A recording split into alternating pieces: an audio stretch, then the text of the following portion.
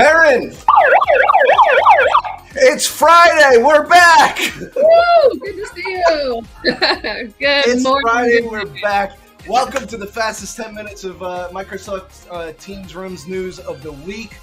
Mehryn, did you have a good week off? I did, but I think, it seems like we're slacking because now we've got like 25 slides today. So It was unbelievable. As we were doing the slides this week, we said, how are we going to get this into 10 minutes? But we're going to do our best. So why don't we start off with the big news this week? Microsoft leads the Gartner Magic Quadrant for Unified Communications. Huge news. Huge news. And we were talking prior to jumping on here of like, if you looked at this quadrant 4 or 5 years ago, it looked a lot different, and really nice to see Microsoft at the top right there. That's a good spot to be, right? Really nice, and some really good stats. 1,500 times per month, on average, people spend in Teams chat. That is unbelievable because I remember the transition myself going from an email person over to this new modern way of working, and it's been huge. So I think customers are seeing it, users are seeing it. I'm really happy with what we did. But Mehryn, we talk about customer zero and Microsoft being customer zero. Really, really nice blog post that came out this week as well. Yeah, and I was telling you, it's got some great stats in it. So if you haven't seen this blog, go and check it out. But basically talking about Microsoft as customer zero, using our own tools and how we really found it to be a productive tool from the pandemic to where we are now. Just the amount of basically inclusivity. It talks about the fact that we all went remote and meeting experience satisfaction went up 20% over the last 2 years, just not only with the improvements of Teams as a platform, but meeting equity too. So having the ability to participate, back in the days where we were like not in the room, you couldn't feel like you were included as part of the meeting, but now that's all changed, which is awesome. And I think it's an important part of the conversation that partners can have with their customers about Microsoft's customer zero. Does everybody know where they're going? Does everybody know how they're going to do this transformation? No, but using a real world example like Microsoft and saying this is how they did it might actually open up some avenues and some ideas for people to actually have that conversation. And Mehryn, we speak about partners all the time. Partner Technical Corner is a new blog that I found this month. I think it's important to actually highlight for our partners as well.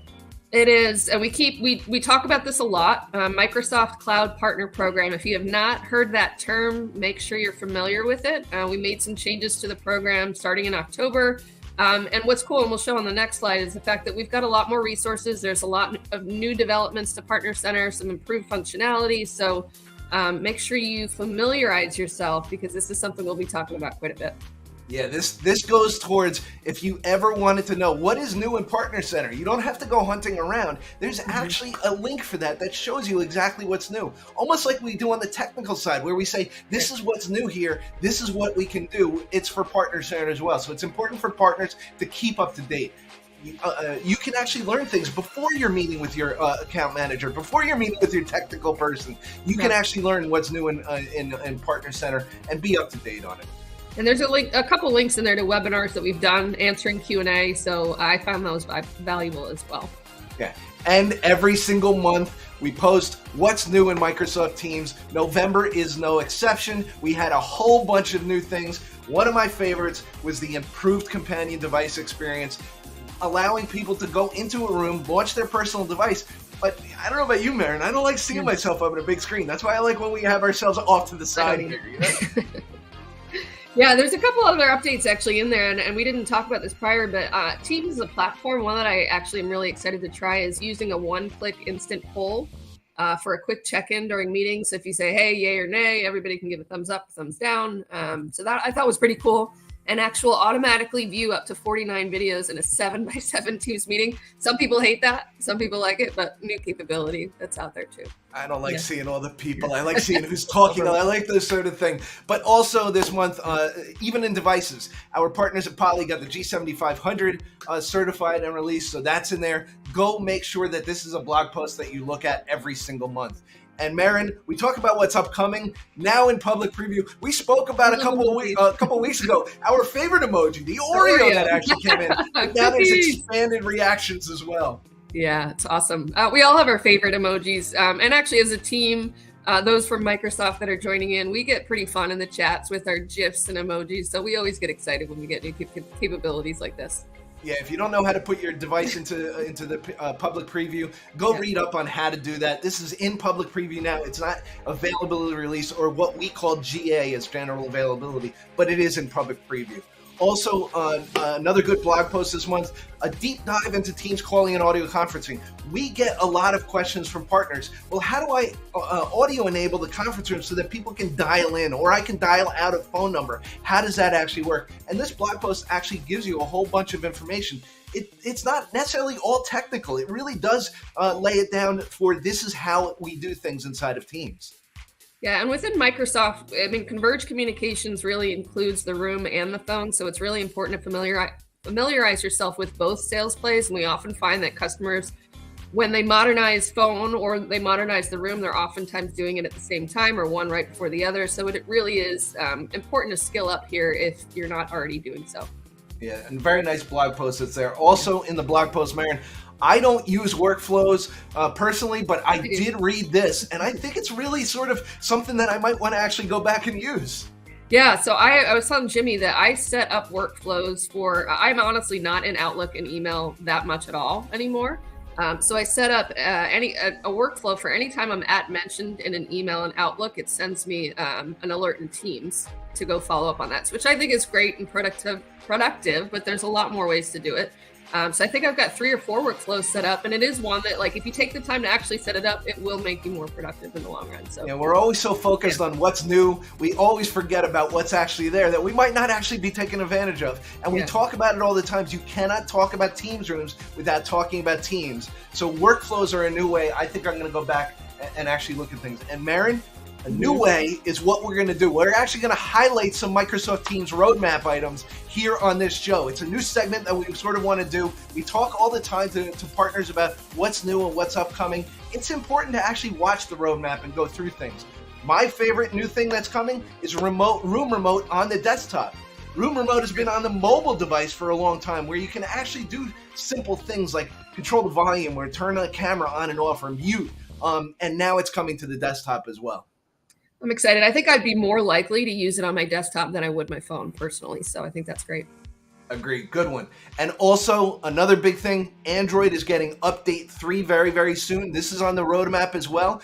Mehryn, you'll be able to actually walk up and whiteboard on the Teams room on Android solution right now. This is awesome. We've been waiting for this one. And I know that even on LinkedIn, there was a lot of people getting excited about it. So this is one that I think people are beyond excited about. And I was telling Jimmy, like, this is an exciting category to watch, honestly, because this is going to be probably a hint as to what's coming maybe in the coming year. So exciting. Absolutely. And Teams Room on Android is getting a whole bunch of new features. Make sure you get that update.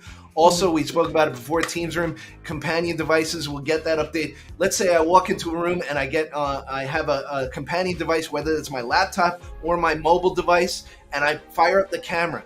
I don't want to see myself on the room in front. So we're optimizing the video gallery for the in-room participants. Mehryn, we talk about it, digital equity. Those that are in the room and those that are remote, we need to make them the same level of playing field inside of the meeting. And we're doing that here on Teams Rooms on Windows as well.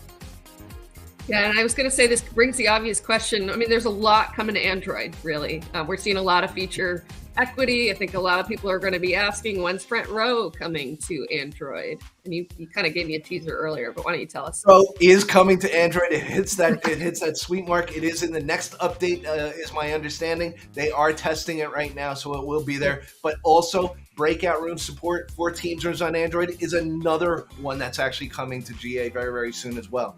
Yep. And one thing to kind of keep note of is Teams Fridays with Michael Tressler in the background. If you want to go deeper on any of these new updates, that is a great segment to learn a little bit more. Yeah. And that's right after this. Yeah, and they'll go deeper. We're sort of flying through these to get to hit the 10 minutes, which we're at right now. But chat bubbles are coming to Teams Rooms on Android as well. Also, let's talk about some upcoming live events that we're going at. Mehryn, next week I'll be in the city at the Plain Arts offices with a whole bunch of people on a panel about new way of working. Now, this is an interesting panel because it has architects, end users, integrators, a whole bunch of different viewpoints, and we're going to have an interesting discussion about the future of the workplace. So I'm excited to join that. I hope anybody that's in the New York area will sign up. Also, Mehryn, Lenovo's having a huge event as well. Yeah, I was telling you, like, NYC in December is a wonderful place to be. So I kind of want to make a trip to this one, especially because I'm really excited about this ThinkSmart One. This is a groundbreaking device, bringing Windows into an all-in-one device there. So if you are in the area or want to make a fun little holiday trip to New York City, go ahead and check that one out. Yeah, great time. It's in the Microsoft Technology Center right in Times Square. Great place, great venue. And like you said, ThinkSmart One is being shown there. If you have customers, if you are a partner and you want to learn about this, great event to sign up for. Mehryn, we're going to have the MTD AMA on the 12th and 13th of this month. We're going to bring on Tony Woodruff and Matt Slomka, who helped author the device deployment playbook. We're going to walk through the entire playbook, and you can come and you can ask questions. This is a live session. It's a community session. It is not recorded. Make sure that you go and you sign up at aka.ms/MTDAMA. I love those. They are a do not miss because they're not recorded, and there's lots of good free-form chat that happens there. So check it out. Yeah, and Teams user groups. They're all over the country at this point. If you are near a city that's having a user group, I strongly recommend you get involved. You sign up and you go through. There is one in New York City relatively soon. They're going to be talking about Teams rooms, and they're going to be talking about what's new in Teams. You also have one down in Tampa.